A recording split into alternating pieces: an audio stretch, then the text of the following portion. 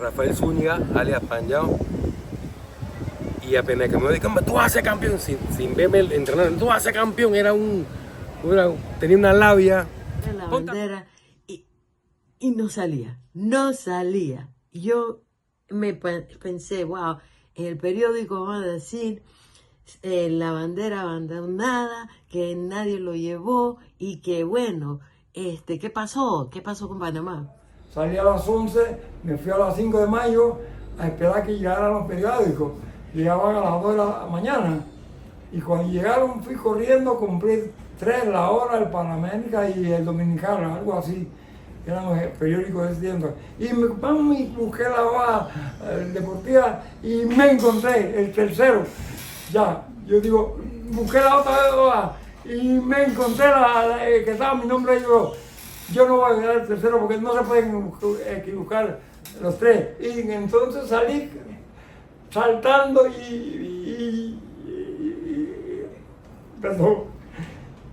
saltando y gritando, quedé. Cuando llegamos a la villa, yo no pude entrar. Yo me quedé 2 días durmiendo en la recepción, bañándome por allí, no pude entrenar esos 2 días por problemas que había en el Comité Olímpico de Panamá, como que yo no estaba inscrita, mi entrenador tampoco, eso fue un desastre.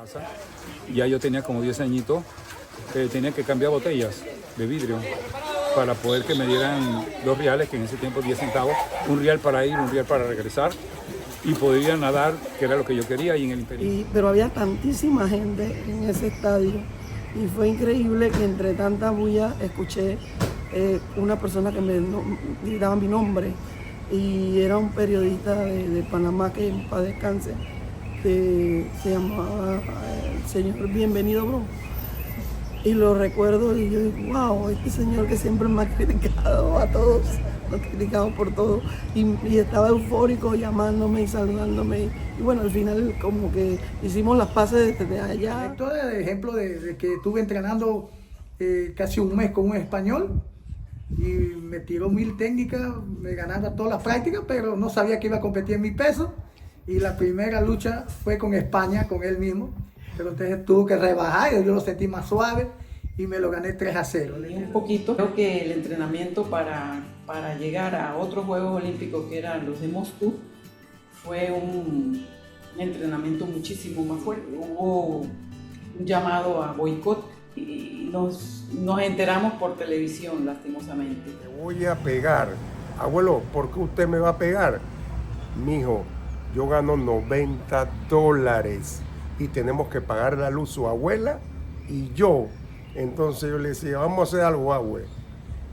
Yo apago las luces y yo era el jugador, el árbitro, el fanático, el periodista. Y cuando lanzaba a oscuridad y yo nada más sentía chas, que el balón entraba en la net, se terminaba el partido, ganaba Panamá, gracias a la canasta de David Peralta Jr. Imagínate eso.